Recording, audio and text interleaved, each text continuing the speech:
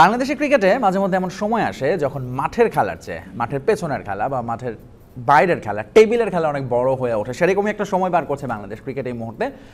BPL নিয়ে হঠাৎ করে খুব আলোচনা, আবারও সেই নন পেমেন্ট ইস্যু ঘুরে ফিরে এসেছে, সামনে বিসিবি নির্বাচন, সেটা নিয়ে একটা এক্সাইটমেন্টও তৈরি হচ্ছে এই ক্রীড়াঙ্গনে।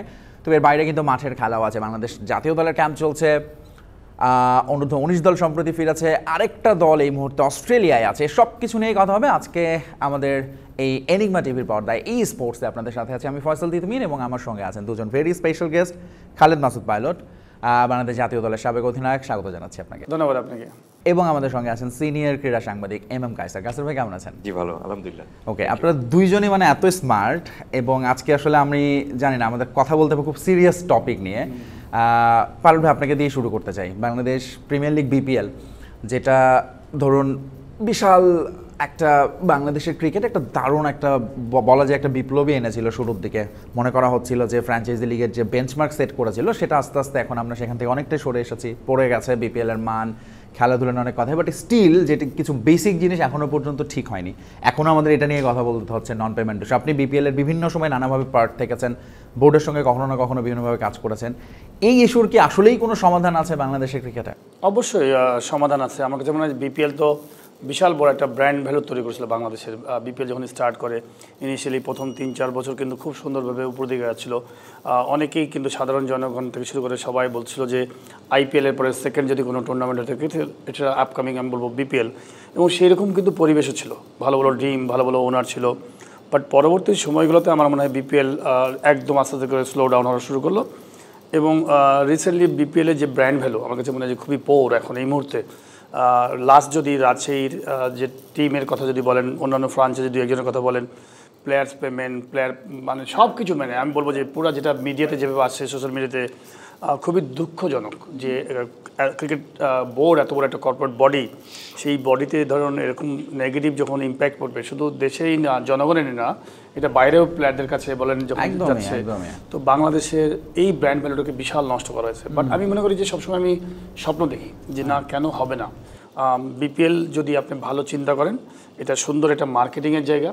আপনি যদি ক্রিকেট বোর্ড মনে করে যে না আমরা অনেস্টির সাথে এটাকে আবার আস্তে আস্তে সময় লাগবে, বিকজ আপনি যখন একবার নাম হারাই ফেলবেন সেই নামটা পুনরুদ্ধার করতে কিন্তু আবার অনেক দীর্ঘদিনের সময় লাগবে। বাট ছোটো ছোটো পরিকল্পনা করে আগাতে হবে, একবার দুইবার আস্তে আস্তে করে ভালো যখন করে ফেলবেন। এবং সেই পরিকল্পনার মধ্যে কি একটা যে একটা ইভেন্ট ম্যানেজমেন্ট কোম্পানির কাছে দিয়ে দেওয়া, যেটা এখন আলাদা হচ্ছে?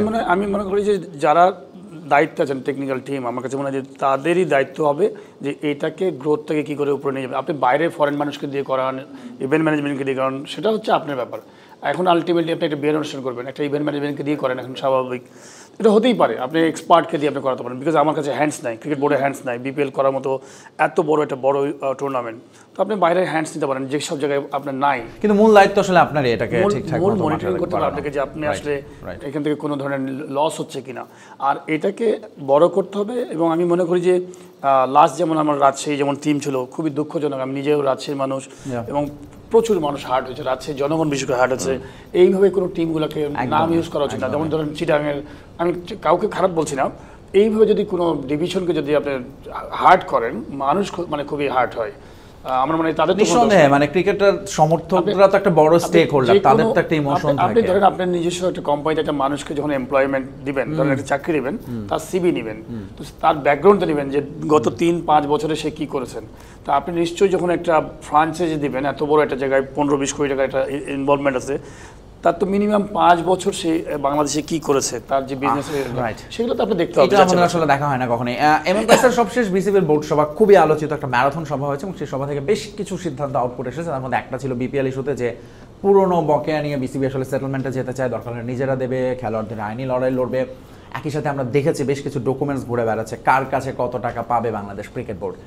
এরই মধ্যে ফ্র্যাঞ্চাইজিগুলো কিন্তু পাল্টা দাবি করছে যে বিসিবির এই দাবির সঙ্গে তারা একমত না, এই হিসেবে গরমিল আছে। সব কিছু মিলে মানে কি মনে হচ্ছে যে ইস্যুটা কি আরো জটিল হতে যাচ্ছে কিনা সামনে? ধন্যবাদ তিতুমির। আপনি যেভাবে বললেন যে মাঠের বাইরে ক্রিকেট নিয়ে এখন বেশি আলোচনা হচ্ছে, মাঠের বাইরে মারামারি হচ্ছে এক অর্থে, যদি আপনি সেরকমভাবে বলেন। আর আমি আপনার প্রশ্নের উত্তরের আগে একটু খালেদ মাসুদ পাইলট ভাইয়ের কথায় ফিরে যাচ্ছি। সেটি হলো যে উনি বললেন যে বিপিএলটা একটা ব্র্যান্ড ইস্যু হয়ে গিয়েছিল, বাংলাদেশ দলের জন্য একটা খুব ব্র্যান্ড নেম হয়ে গিয়েছিল। কিন্তু আপনি যদি বিপিএলের পেছনের ইতিহাসটা দেখেন, তাহলে বিপিএল কিন্তু এখন আর ব্র্যান্ড না, বিপিএল কিন্তু একটা বদনাম। সবকিছু মিলে কিন্তু আপনি দেখবেন। আমি তো বলি ভাই, এটা বাংলাদেশ প্রিমিয়ার লিগ না বাংলাদেশ প্রবলেম লিগ অনেক বেশি, কারণ এত সমস্যা এটা ঘিরে। ভালো নাম দিছে ভাই। রাইট। এবং আপনি দেখবেন যে এই প্রবলেমগুলো কিন্তু আপনি প্রত্যেক বছর একই প্রবলেম যখন আপনি বারবার সমাধান করতে না পারবেন এবং প্রত্যেক বছরই একই প্রবলেম আপনি পড়বেন, তার মানেটা হলো যে আপনার এটা সমাধানের সদিচ্ছা নাই, সদিচ্ছা নাই, অথবা আপনি শিখছেন না, অথবা আপনি পারছেন না, আপনি ফেল। এবং সবচেয়ে দুঃখজনক বিষয়টা হলো যে এই 12 বা 13 বছর ধরে বিপিএল যারা পরিচালনা করে আসছিলেন সেই তারাই কিন্তু এখন আবার বলছেন যে বিপিএলটাকে একটা শুদ্ধিকরণ পর্যায়ে নিয়ে যাওয়ার জন্য। সে কারণে আমি খুব একটা আশাবাদী নই যে সামনের বিপিএলটাও যে খুব একটা আপনি সব ধরনের প্রবলেম থেকে বেরিয়ে এসে একদম নতুন করে শুরু হবে তাও না, কিন্তু তারপরেও কিছুটা আশাবাদী এক অর্থে। এই কারণটা হলো যে একটা চেষ্টাটা করতে হবে, কারণ আপনি যদি চেষ্টা না করে থেমে যান, যে কোনোভাবেই চেষ্টাটুকু করতে হবে। এবং এই কারণে এখন আপনি চেষ্টা করছেন যে ইভেন্ট ম্যানেজমেন্টকে নিয়ে আসার জন্য দেশের বাইরে থেকে, অথবা যে কোনো যারা এই ধরনের টুর্নামেন্ট পরিচালনায় অভ্যস্ত বা তারা দক্ষতা দেখিয়েছেন তাদেরকে আপনি ইউজ করবেন। আমি মনে করি যে ইটস এ গুড ডিসিশন, কোনো সন্দেহ নেই। তার মানেটা হলো যে ক্রিকেট বোর্ডে বিপিএল পরিচালনার সঙ্গে এবং গভর্নিং কাউন্সিলের সঙ্গে যারা জড়িত ছিলেন এর আগে, দে মিজারেবল ফেইল্ড, এবং তারা ফেল করেছেন বলে এখন বাইরে থেকে আপনাকে ইভেন্ট ম্যানেজমেন্ট এনে দায়িত্বটুকু পালন করতে হচ্ছে। এখন আপনি যদি ফ্র্যাঞ্চাইজিগুলির দোষ তো অবশ্যই রয়েছে এখানে, কোনো সন্দেহ নেই, কিন্তু এই ফ্র্যাঞ্চাইজিগুলিকে পরিচালনা করার জন্য বা কারা দিয়েছিলেন এবং তাদেরকে ঠিকমতো আপনার একটা আয়ত্তর মধ্যে রাখার জন্য দায়িত্ব যাদের ছিল বা যে অ্যাকাউন্টেবিলিটি যাদের ছিল তাদের কাছ থেকে কি চেয়েছেন আপনি? কোনোদিন তো চাননি। সো আমার কাছে মনে হচ্ছে যে এখানে আপনি শুধুমাত্র যদি দায়িত্বটা সেই ফ্র্যাঞ্চাইজিদের উপর চাপিয়ে দেন তাহলে জিনিসটা ভুল হবে। যারা এটার সাথে পরিচালনার সাথে যুক্ত ছিলেন তারা কেন ব্যর্থ হয়েছেন সেই বিষয়টা কিন্তু খুঁজে বের করে আনতে হবে। তারপরে আমি আশা করছি যে অন্তত একটা শুরুটা তো হোক, অন্তত ভালো করার একটা যে শুরুটা হবে সেই শুরুটা যাতে ভালো হতে পারে, তাহলে অন্তত কিছুটা হলেও আপনি বিপিএল যে বদনাম লিগ হিসেবে পরিচিত হয়েছে সেখান থেকে কাটিয়ে উঠতে পারবে। রাইট, বাট যেটা হয় আসলে বাংলাদেশ প্রিমিয়ার লিগ বিপিএল ঘিরে আমরা এখন কথা বলছি, কিন্তু এখনো আমরা জানি না আসলে এক্স্যাক্টলি কবে হবে, কয়টা দল কোন মোডে হবে, ভেন্যু আসলে বাড়বে কিনা, যেটা নিয়ে শুরু থেকে আলাপ। একই সঙ্গে প্লেয়ারদেরই দেনা পাওনা, এবং খুবই সারপ্রাইজিং, আমরা এই অনুষ্ঠান শুরুর আগে আমরা বলছিলাম যে শুধুমাত্র প্লেয়ার না, যাদেরকে আপনি ব্র্যান্ড অ্যাম্বাসেডর করে এসেছেন তারাও আসলে বাংলাদেশ প্রিমিয়ার লিগ নিয়ে এখন এই ব্র্যান্ডটারই আসলে আবার ওই বদনামে যদি যাই সেটাই আসলে হচ্ছে, এবং সেটার পেছনে নিশ্চয়ই কারণও আছে যথাযথ। খালেদ মাসুদ পাইলট, আবারও আসলে একই প্রসঙ্গে শেষ পর্যন্ত এই দায়ভারটা তো আসলে বিসিবির উপরই বা বিপিএল এর যে গভর্নিং কাউন্সিল যে করা হয় তাদের উপরই তো আসলে বেশি আমি মনে করি ইভেন্ট হচ্ছে বিসিবির, দায়ভারটা আলটিমেটলি বিসিবিকে নিতে হবে, বিকজ ফ্রাঞ্চাইজি ওনার যারা আসছেন তারা তো আর বিপিএল ইচ্ছা করলে ঢুকতে পারবে না আনলেস আপনি ইনভাইট না করলে, আপনি যদি তাদেরকে যদি টিম না দেন। তো আমি মনে করি যে যারা টেকনিক্যাল টিম, যারা বিপিএল এর সাথে গভর্নিং বডির সাথে যারা জড়িত তাদের দায়ভারটা নিতে হবে, বিকজ আপনি তাই টিমগুলোতে রিক্রুটমেন্ট করেছেন আপনারাই। এবং সাধারণত আমি মনে করি যে আমি সবসময় স্বপ্ন দেখি যে বাংলাদেশের দেয়ালে পিঠ থেকে গেছে, আমার কাছে মনে হয় ক্রিকেটিংয়ের রাইট টাইম এখন আপনাকে জিরো থেকে শুরু করা উচিত, যে আমরা কী করে আবার নতুন রিস্টার্ট করবো, রিবিল্ড করবো। আগে বিপিএলটাকে কোনো রকম একটা সুন্দর একটা শুদ্ধিকরণ করেন, যে শুদ্ধিকরণ বলতে কোনো ধরনের সুন্দর পিওর খেলা, আপনি কষ্ট করেন, আপনি যেহেতু পিছিয়ে গেছেন ভালো ভালো কোম্পানিগুলোর কাছে যান, বাংলাদেশের ব্র্যান্ডেড কোম্পানিগুলো যাদের 20 বছর 30 বছরের রেপুটেশন আছে, যে যাওয়া উচিত, যে তাদেরকে বলা উচিত যে আপনাদের একটু আমাদের ক্রিকেটের সাথে আসেন। একটা সময় 30 বছর 20 বছর আগে কায়সার ভাই মনে আছে বড় বড় কোম্পানি কিন্তু উইদাউট এনি ইন্টারেস্ট বাংলাদেশকে হেল্প করতেন। আমার কাছে প্রিমিয়ার লিগে বিরাট বড় স্পন্সর একসময় ছিল, তারা উইদাউট ইন্টারেস্ট, তখন কিন্তু এত ব্র্যান্ড ভ্যালু ছিল না বাংলাদেশ ক্রিকেটের। তো এই ধরনের অনেক মানবিক লোক আছেন যারা কিনা এগিয়ে আসতে পারেন, ক্রিকেট বোর্ডকে এগিয়ে আসতে হবে, যেতে হবে। সাধারণত এইনাদেরকে নিয়ে আসলে এনাদেরকে এমন দিতে হবে যেন ওনাদের লস না হয়, কিন্তু মানে লাভ না হোক, লস যেন না হয়। ওনাদেরকে নিয়ে এসে, বিকজ ওনাদের তো একটা ব্যাকগ্রাউন্ড আছে, ওনারা তো অ্যাটলিস্ট চিটিং করবে না, বিকজ তারা তো ভালো বিজনেস পিপল আমার কাছে মনে হয়। তাদেরকে সমন্বয়ে একটা টিম ওয়ার্ক বানিয়ে আস্তে আস্তে করে এটাকে ডেভেলপ করা, আমি শিওর যে এবং সাথে আপনার হোম অ্যান্ড অ্যাওয়ে ম্যাচগুলোকে যদি করা যায় কস্ট বাড়বে, ইনভেস্টমেন্ট, বিকজ আপনি তো দেয়ালে পিঠ থেকে গেছে, আপনি এমন কিছু করেন হয়তো দেখা হলো যে কিছু টাকা খরচ হবে কিন্তু আপনি একটা ভালো জায়গায় গিয়ে পৌঁছাবেন। আপনি ধরেন সাপোজ মানে একটা পজিটিভ চেঞ্জ আসলে আপনি কিছু লস হতে পারে কিন্তু লাভ হবে কি ব্র্যান্ড ভ্যালুটা ডেভেলপ করবে। এবং এই গত বিপিএল এ যে ব্র্যান্ড ভ্যালুতে আমি একটু আগে অফেয়ারে আলাপ করছিলাম যে আমরা টিকিট সেলিং করে হয়তো আমরা 10-12-13 কোটি টাকা প্রফিট করেছি কায়সার ভাই, তাই কি না? কিন্তু গত বছর বিপিএল করে যে ব্র্যান্ড ড্যামেজ করেছি সেটার ভ্যালু আপনার কিন্তু হিউজ। দারুণ স্পট অন, একেবারে খালেদ মাসুদ পাইলট দারুণ একটা পয়েন্ট এনেছেন। বাট বিপিএল এ আসলে নতুন দায়িত্ব পেয়েছেন বাংলাদেশ ক্রিকেটের খুবই সিনিয়র একজন সংগঠক মাহবুব আনাম, এবার আছেন দায়িত্বে। নতুন সভাপতি আমিনুল ইসলাম বুলবুল, যাকে ঘিরে আসলে অনেক আলোচনা কথা হচ্ছে। তারা আসলে নিশ্চয়ই নতুনভাবে চিন্তা করছেন বা করবেন, কিন্তু সব কিছুর আগে অক্টোবরে সম্ভাব্য সময় বাংলাদেশ ক্রিকেট বোর্ডের নির্বাচনের, এবং সেটা ঘিরেও সেটারও একটা প্রভাব নিশ্চয়ই ওভারঅল দেশের ক্রিকেটে পড়তে যাচ্ছে এবং কায়সার। দেখুন আমি আমার মনে হয় যে ক্রিকেট বোর্ডে একটা শব্দ সবসময় যখনই নির্বাচন আসে তখন একটা শব্দ সবসময় বেশি চলে আসে, সেটা হলো যে সংস্কার। এবং এই সংস্কার না করে যদি আপনি ক্রিকেট বোর্ডের ইলেকশনটা আবার করেন তাহলে সেই একই জিনিসই আপনি দেখতে পাবেন। সেখানে এর আগেও আমরা দেখেছিলাম যে এখানে আপনার যত পরিচিত মুখ ছিলেন তারাই আসছেন, তারাই 15-20 বছর ধরে ক্রিকেট বোর্ডে রয়েছেন, তারাই পরিচালক হচ্ছেন, তারাই বিভিন্ন কমিটিতে থাকছেন, কিন্তু ক্রিকেটের যে সার্বিক উন্নতির কথা সেটা কিন্তু হচ্ছে না। সো আমি মনে করি যে বাংলাদেশ ক্রিকেট বোর্ডেও একটা আমূল পরিবর্তন আনতে হলে এখানে আপনার একটা সংস্কার হওয়ার পর তারপর নির্বাচন হওয়া উচিত।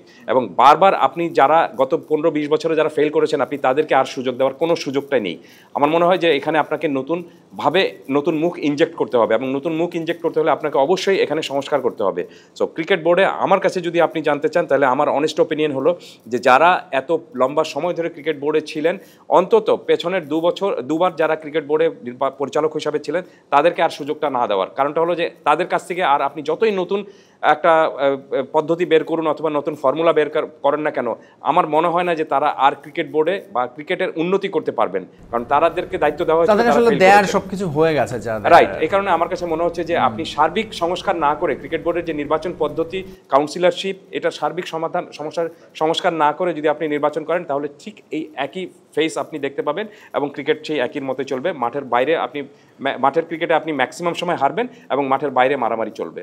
ওকে, আমরা আসলে মাঠের বাইরের খেলা নিয়ে অনেক কথা বলেছি, একটু মাঠের খেলায় ফিরতে চাই, যদিও এখানে বেশি হতাশাই ছিল, বাট মাঠের খেলায় আসলে অনেক কিছু আসার বিষয় আছে। আমাদের একজন পাওয়ার হিটিং কোচ এসেছে, জুলিয়ান উড, তিনি দায়িত্ব নিয়েছেন নতুন ফিটনেস ট্রেনারের অধীনে বাংলাদেশ দলের ফিটনেস ক্যাম্প চলছে। খালেদ মাসুদ পাইলট, একটু পাওয়ার হিটিং কোচ প্রসঙ্গে আসতে চাই যে বাংলাদেশ দলের আপনারা খেলেছেন, ক্রিকেটারদের আসলেই কি পাওয়ার হিটিংয়ে আমাদের একটা দুর্বলতা আছে? অবশ্যই ওয়েলকাম করি যে বাংলাদেশে একজন পাওয়ার হিটিং কোচ আসছেন, সব কিছু কিন্তু পজিটিভ আমার কাছে মনে হয়।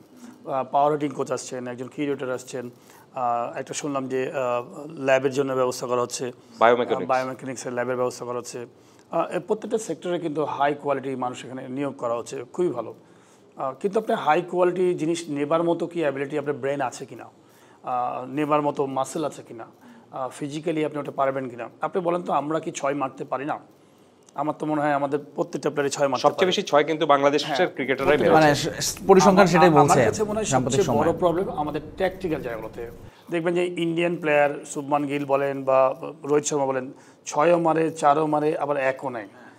ক্রিকেট সেন্স, সাইকোলজিক্যাল একটা ব্যাপার। আমি ক্রিকেট মাঠে কি করে আমি সুন্দর নিজেকে ব্রেনটা ইউজ করব, আমাদের প্লেয়ারও কিন্তু 6 মারতে পারে। প্রবলেমটা হচ্ছে আমরা ওই সিঙ্গেলস ডাবলস কোন সময় কোন পেশাটা নিব, এই ট্যাকটিক্যাল জায়গাগুলোতে আমি ওয়েলকাম করি, অবশ্যই সবই ভালো।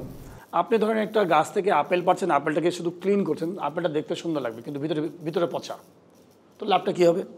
আপনাকে আপেলটাকে ফ্রেশ করার জন্য আপনাকে রিবিল্ড করতে হবে যে আমার দেশে কোথাও ক্রিকেট হয় না, কি করে ক্রিকেটটাকে আবার যে উপজেলা পর্যায় থেকে জেলা পর্যায় থেকে ক্রিকেটটাকে বিল্ড করব, কি করে কোচ তৈরি করব, কি করে মাঠ তৈরি করব, সেই জায়গাগুলোতে আমার মানে মনোযোগ। আমরা আই ওয়াশ করতে পারছি যে আমরা এই নিয়ে আসছি, ওই নিয়ে আসছি। আপনি ধরেন সাপোজ কোচ ক্রিকেটার নিয়ে আসছেন, খুবই ভালো মানুষ, আমি ধরলাম ভালো মানুষ, বেস্ট ক্রিকেটার, তাহলে এই যে 15 জানি না কত বছর গামিনী ছিলেন, 14-15 বছর হবে, 14-15 বছর। টনি হেমিং মাঝখানে এসেছিলেন, চলে গিয়েছিলেন, আবার এসেছেন। এই 14-15 বছর থেকে বিদেশি ক্রিকেটার ছিল। একটা মাঠের জন্য আপনি বিদেশি ক্রিকেটারকে রেখে 14-15 বছর পর বলছেন যে ওয়েস্টেজ অফ টাইম, তাহলে আলটিমেটলি আবার একজন নিয়ে আসছেন। আমি গতকালকে এক জায়গায় বলছি, আমার প্লেয়িং টাইমে দেখা বাংলাদেশের বেস্ট উইকেট, আমি তো সব জায়গায় খেলেছি আমাদের সময়, রাজশাহী, বগুড়া, এমনকি খুলনা, চিটাগাং সলিড রান হতো। আপনার মনে আছে যে চিটাগাং বিপিএল 200 রান চেজ হয়েছে চিটাগাং বিপিএল, ফতুল্লাতে আপনার মনে আছে যে গিলিসপি 200 রান করছিল টেস্ট ম্যাচে, গিলিসপি 200 রান করছিল। উইকেট সবগুলাই ভালো, শুধু মিরপুরের মাটিটা ভালো না, কালো মাটির উইকেট। আপনি শুধু ওই বাদামি কালারের মাটিটা নিয়ে সেখানে চেঞ্জ করেন। আমাদের দেশের উইকেটগুলো যদি দেখেন, আজ থেকে যদি 20 বছর 25 বছর 30 বছর আগে বানায় থেকে এনএসসির জসিম ভাই, তারপর এনএসসির বেশ কিছু ক্রিকেটার সব বিভিন্ন মাঠে কাজ করতেন, লোকাল হ্যান্ডস তো আছে। এখনো আমি মনে করি সব খেলোয়াড়রা পর্যন্ত বলে, স্বীকার করে এক বাক্যে যে বেস্ট উইকেট হচ্ছে নর্থে এই উইকেটগুলো। আপনি চিটাগাংয়ে উইকেটটা একটু খারাপ হয় কেন? অতিরিক্ত পরিমাণ খেলা হয়। আমি আপনার কাছ থেকে এই প্রশ্নটা আসলে আমি নিজেই খুব জানতে চাই যে আপনি বলছিলেন যে বেস্ট উইকেট আপনার খেলা তাহলে কোনটা আসলে?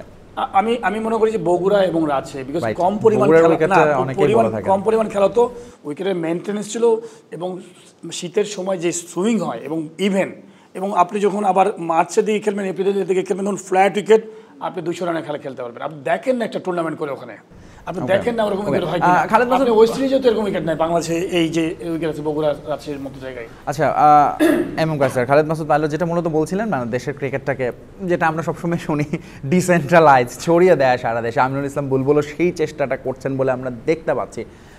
আপনি সবসময় ক্রিকেট নিয়ে কাজ করছেন আছেন, কি মনে হয় যে আসলে এই ডিসেন্ট্রালাইজের জায়গাটায় আমরা আসলে যে আলাপ এতদিন ধরে বাংলাদেশ ক্রিকেট বোর্ডের যে যেটা বলা হয় সংবিধান বা গঠনতন্ত্র, যেখানেও এটা আমরা এখনও আঞ্চলিক ক্রিকেট সংস্থাতে যেতে পারিনি, সেইটার আসলে কত দূরে আছি আমরা?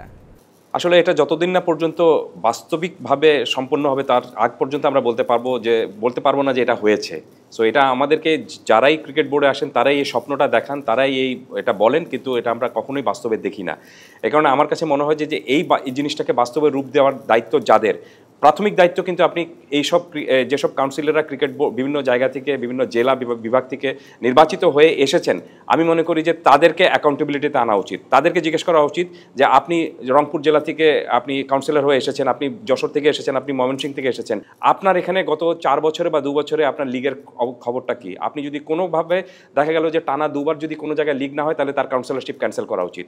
আপনি এই ধরনের অ্যাকাউন্টেবিলিটির মধ্যে যদি নিয়ে আসেন তাহলে দেখবেন আপনি যে এই যে বলা হচ্ছে যে সারা দেশে ক্রিকেট ছড়িয়ে দেওয়া হবে, সবগুলো জেলাগুলোতে আপনি প্রত্যেক বছর বছর ক্রিকেট লিগ হবে, তখন তারা বাধ্য হয়ে এই লিগটা করার চেষ্টাটুকু করবেন এবং সেটা জেনতেন ভাবে না, বলে দিতে হবে যে কম্পিটিটিভ করতে হবে এবং কম্পিটিটিভ না হলে জেনতেন ভাবে করলে কিন্তু চলবে না।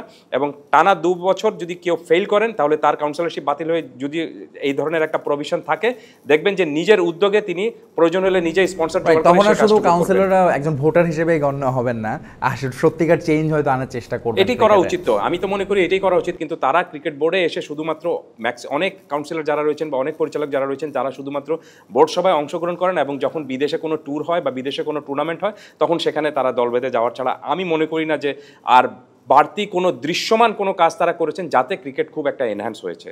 অলরাইট, নিঃসন্দেহে অনেক অনেক বড় দায়িত্ব বর্তমানে যারা বাংলাদেশ ক্রিকেট বোর্ড সামলাচ্ছেন, কাজ করছেন।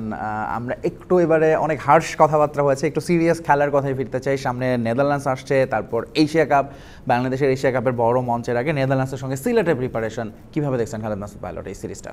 প্রিপারেশনই আমার কাছে মনে হয় যে অপোনেন্ট যে কোনো টিমের সাথে খেলবেন যখন, তখন অটোমেটিকলি আপনি ধরেন একটা আলাদা প্র্যাকটিস তো হবেই, ইমপ্রুভমেন্ট তো হবে, বাট বেটার টিম হলে আরও বেশি ভালো হতো। নেদারল্যান্ডসও খারাপ টিম না, বাট আমাদের এই সাবকন্টিনেন্টের জন্য নেদারল্যান্ডস ওই লেভেলের না। বাট আমি মনে করি উইনিংটা খুবই ইম্পর্টেন্ট, আপনার ম্যাচ জিতা, প্রিপারেশনটা যে আমি আস্তে আস্তে ডে বাই ডে আমি আমাদের নিজেকে ভালো জায়গায় নিয়ে যাবো। তো সব কিছু মিলে ধরেন সামনে অনেক খেলা আছে বাংলাদেশ টিমের, বেশ কিছু ব্যাকআপ প্লেয়ার তৈরি করা উচিত। আমরা তো শুধুমাত্র কয়েকজন লিমিটেড প্লেয়ার নিয়ে আমরা সিলেকশন নিয়ে ব্যস্ত। আমার কাছে মনে হয় যে 15 জন টিম বানানো বাংলাদেশের জন্য খুবই সহজ, সিলেক্টরদের জন্য কিন্তু মোটামুটি 11-12 জন কনফার্ম থাকে, তেমন চ্যালেঞ্জিং থাকে না। আপনি আমার কাছে মনে হয় যে বাংলাদেশ টিমের সিলেকশন করতে ওই চায়ের দোকানে যারা বসে থাকে আড্ডা দেন তারাও কিন্তু মোটামুটি অলমোস্ট 15 জন বানায় ফেলতে পারে, 16 থেকে 15 জন। হয়তো 1-2 জন মিলবে না সিলেক্টরের সাথে, 1-2 জন মিলবে না, কিন্তু যদি ইন্ডিয়া টিম আপনাকে বানাতে দেওয়া হয় চুল পড়ে যাবে আপনার। তো এক একটা পজিশনের জন্য 3-4 জন ব্যাকআপ আছে এবং তাদের যে লোকাল পারফরমেন্স, তাদের যে ইন্টারন্যাশনাল পারফরমেন্স, তো এই চুল পড়ে যাবে, সেটা হচ্ছে কোয়ালিটি। তো আপনার এইখানে আমাদের সামনে যে খেলাগুলো আছে 2-3 বছরের মধ্যে, আমি মনে করি খুবই ইম্পর্টেন্ট যে একটা এ টিম ব্যাকআপ তৈরি করা উচিত, পারমানেন্ট এ টিম।